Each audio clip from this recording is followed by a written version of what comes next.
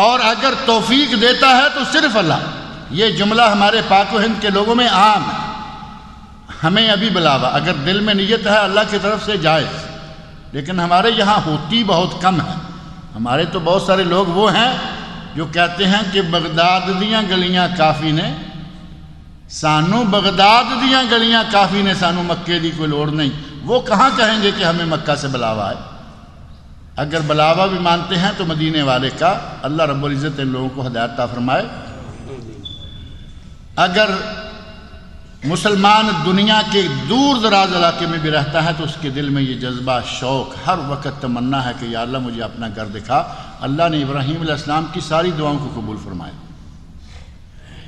اللہ رب العزت نے مکہ میں امن و امان، مکہ کو اللہ نے شہر امن، ایک عظیم نعمت فرمایا۔ وَهَذَا الْبَلَدِ الْأَمِينَ، سورۃ التین کے شروع میں اللہ نے فرمایا وَالتِّينِ وَالزَّيْتُونِ وَطُورِ سِینِین وَهَذَا الْبَلَدِ الْأَمِينَ، قسم ہے تین کی، زیتون کی، انجیر کی، زیتون کی، طور سینا کی۔ وَهَذَا الْبَلَدِ الْأَمِينَ، اور اس بلد امین، امن والے شہر مکہ مکرمہ کی۔ اللہ رب جلیل نے اس شہر کو امن والا قرار دیتے ہوئے اس شہر کی قسم کھائی، کیونکہ امن اتنی قیمتی چیز ہے۔ اور ایک وقت تھا کہ مکہ کے گرد و نواح سے لوگ اٹھا لیے جاتے تھے، قافلہ نکلتا، مکہ سے باہر قافلہ جاتا، قافلے والے رات کو سارے مل کر ایک جگہ اکٹھے ہو کر بیٹھتے، اور یہاں تک ہوتا کہ اگر ایک آدمی کہیں قافلے سے تھوڑا دور چلا گیا تو وہ آدمی گیا، اس کو اٹھا لیا گیا، اس کو دوبارہ قافلے میں پہنچنا اس کے لیے ناممکن ہو جاتا۔ اللہ رب العزت نے ان کا وہ حال سورۃ العنکبوت آیت 67 میں وہ حال اللہ رب العزت نے بیان فرمایا اولم یروا انا جعلنا حرما آمنا، کیا یہ لوگ دیکھتے نہیں کہ ہم نے حرم کو امن والا بنا دیا ہے۔ وَيُتَخَطَّفُ النَّاسُ مِنْ حَوْلِهِمْ، جبکہ ان کے چاروں طرف کے قبائل، چاروں طرف کے علاقے، کوئی اپنے گھر سے رات کو باہر نہیں نکل سکتا، اور اگر کوئی قافلہ جا رہا ہے تو قافلے سے آدمی باہر دور نہیں جا سکتا۔ وَيُتَخَطَّفُ النَّاسُ مِنْ حَوْلِهِمْ، لوگوں کو ان کے چاروں طرف سے اچک لیا جاتا ہے۔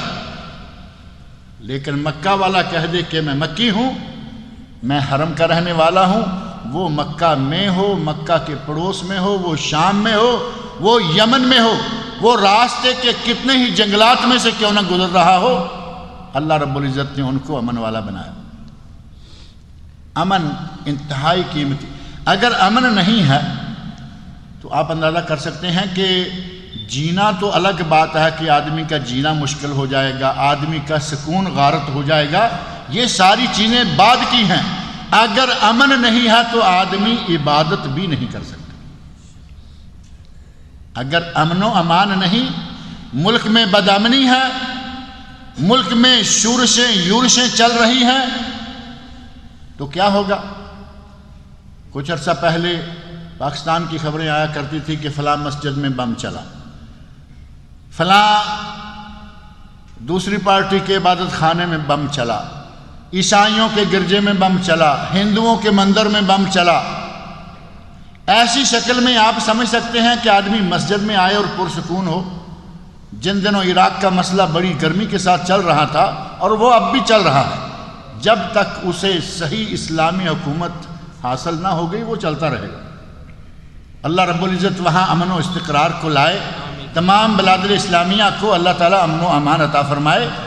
ان دنوں جن دنوں وہاں زور سے چل رہا تھا معاملہ، ان دنوں لوگ ڈرتے ہوئے مسجد میں نہیں جاتے تھے، کیونکہ مسجدوں کو باقاعدہ ٹارگٹ کیا جاتا تھا۔ اور یہی معاملہ فلسطین کے لوگوں کو، فلسطین میں بسنے والے مسلمانوں کو کئی مرتبہ پیش آیا کہ وہ مسجد میں گئے اور پیچھے سے گھر پر کسی نے حملہ کر دیا۔ اب وہ بیوی بچوں کو دیکھیں یا اللہ کی عبادت دیکھیں، وہ کیا کریں؟ انسان ہے۔ ایسے واقعات اخبارات میں باقاعدہ خبروں میں آئے کہ لوگ مسجد میں نماز پڑھنے کے لیے، تراویح پڑھنے کے لیے گئے ہوئے ہیں اور ان کے گھر پر حملہ کر دیا گیا۔ اب ایسی شکل میں مسجد میں کھڑا آدمی، صف میں کھڑا آدمی کیا آرام سے تراویح پڑھے گا؟ آرام کے ساتھ اس کو 4 فرض پڑھنا بھی نصیب ہوگا؟ نہیں ہوگا۔ اس بیچارے کا دل اٹکا ہوا ہے کہ میرے گھر والوں کے ساتھ پتہ نہیں کب کیا ہو جائے، میرے گھر پر کب دشمن حملہ کر دیں۔ اگر امن نہیں ہے تو اور چیزیں تو اور رہیں، عبادت کرنا بھی مشکل ہو جاتا ہے، عبادت میں سکون نہیں رہتا۔ امن کی ضرورت روٹی اور پانی سے بھی زیادہ ہے۔ روٹی پانی کے بغیر انسان نہیں بچ سکتا، لیکن امن کی ضرورت اس سے بھی زیادہ ہے، کیونکہ آپ نے کھانا نہیں کھایا ہوا عبادت کر سکتے ہیں، لیٹے بیٹھے ذکر الہی میں مصروف رہ سکتے ہیں۔ اگر امن نہیں ہے تو کوئی سکون نہیں، کوئی عبادت نہیں، کوئی مسئلہ نہیں ہوگا۔ نبی اکرم صلی اللہ علیہ وسلم نے امن کی کیا قیمت بتائی ہے، اس کا اندازہ سنن ترمذی اور دیگر کتب کی اس حدیث سے ہو جاتا ہے جس میں نبی صلی اللہ علیہ وسلم ارشاد فرماتے ہیں، من اصبح منکم آمنا فی سربہ۔ سنن ترمذی اور سنن ابن ماجہ، اسی طرح الادب المفرد امام بخاری، حدیث کی 3 کتابیں جن میں یہ حدیث ہے، من اصبح آمنا فی سربہ، من اصبح منکم آمنا فی سربہ، جو تم میں سے صبح کے وقت اپنے گھر میں امن و امان سے اٹھے، اپنے گھر میں ہو صرف سر چھپانے کی جگہ، اپنے گھر میں ہو امن و امان سے ہو، جسم میں امن ہے، ماحول میں امن ہے، معافن فی جسد، پہلی چیز من اصبح منکم آمنا فی سربہ، وہ امن و امان سے ہے، معافن فی جسدہ، جسم کو صحت حاصل ہے، تندرست و توانا ہے، وَعِنْدَهُ قُوتُ يَوْمِهِ، اور اس کے پاس اس دن کے لیے غذا کھانا موجود ہے۔ آپ اندازہ کریں نبی اکرم صلی اللہ علیہ وسلم نے نعمتیں جو گنی ہیں، سب سے پہلے نعمت امن، دوسری نعمت شفا، اور تیسری نعمت کا ذکر کرتے ہوئے یہ نہیں فرمایا کہ اس کے بینک میں $1 ملین ریال درہم و دینار ہوں، لمبی چوڑی رقم ذکر نہیں کی، نہ یہ فرمایا کہ اس کے سٹور بھرے ہوئے ہوں، فرمایا عندہ قوت یوم، جس دن یہ صبح امن و امان سے تندرست و توانا بیدار ہوا ہے، اس دن کے لیے اس کے پاس کھانا ہو، روٹی ہو، غذا۔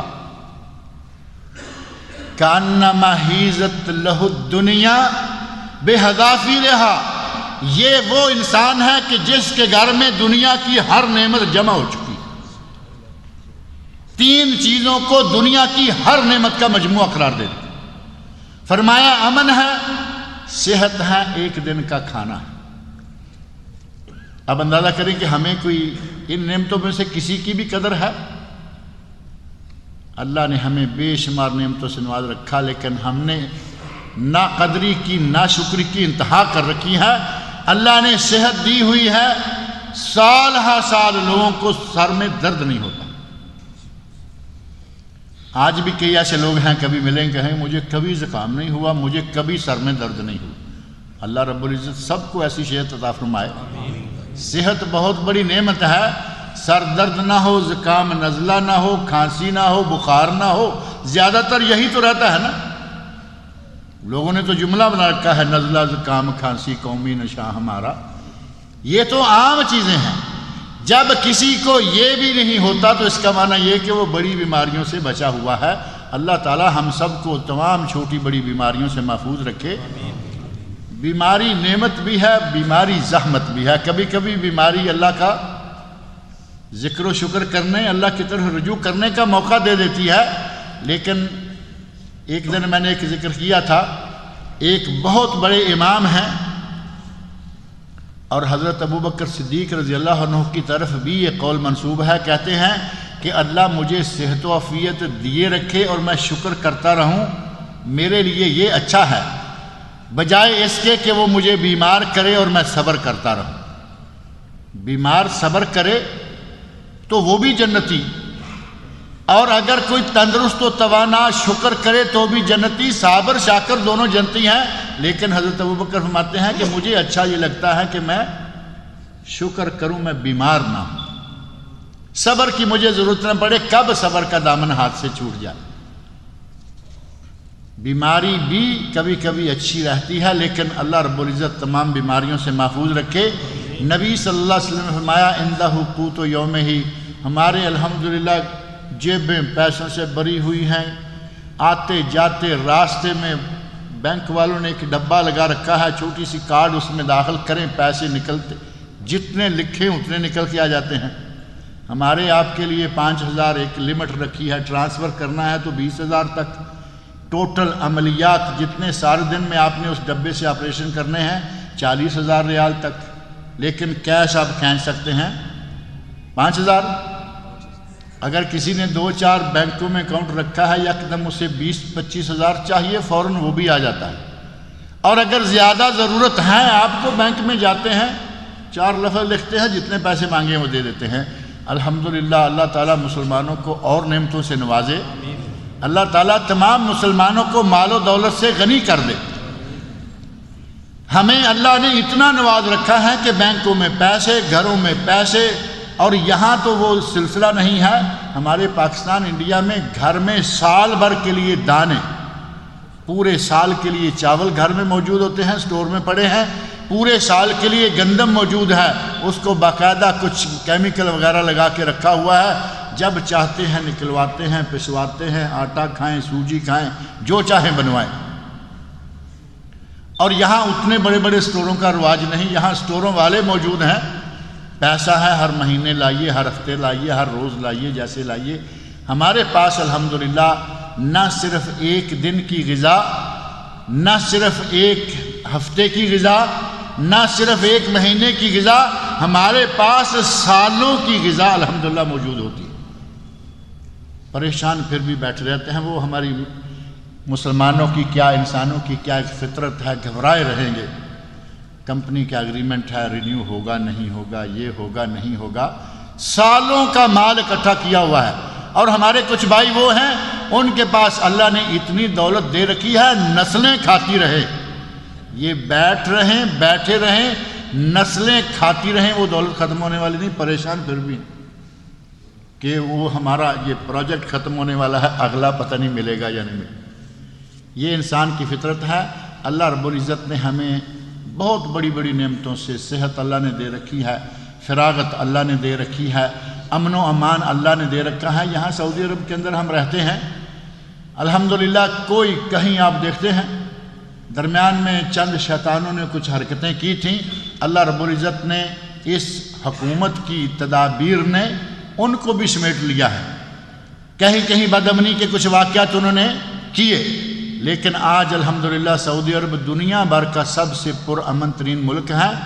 اور اس کی ایک وجہ یہ ہے کہ اللہ رب العزت نے حضرت ابراہیم خلیل علیہ السلام کی دعائیں مانی ہوئی ہیں، قبول کی ہوئی ہیں، اور دوسری آج موجودہ وجہ یہ ہے کہ یہاں قانون کی بالادستی ہے، اور وہ قانون نہیں جو انگریزوں نے بنائے ہوئے ہیں، وہ قانون جو اللہ رب العزت نے نازل فرمائے ہوئے ہیں۔ اس قانون کی بالادستی ہے، چور پکڑا جائے ہاتھ آج بھی کاٹے جا رہے ہیں، قاتل کی گردن اتاری جا رہی ہے، تہمت لگانے والے کو 80 کوڑے لگائے جا رہے ہیں، زناکار کو 100 کوڑے ملک بدری کی سزائیں دی جا رہی ہیں۔ آج یہاں جو یہ حدود کا سلسلہ، تعزیرات و حدود کا سلسلہ جاری ہے، اس کی بھی ایک برکت ہے کہ یہاں الحمدللہ امن و امان ہے، بدامنی نہیں ہے۔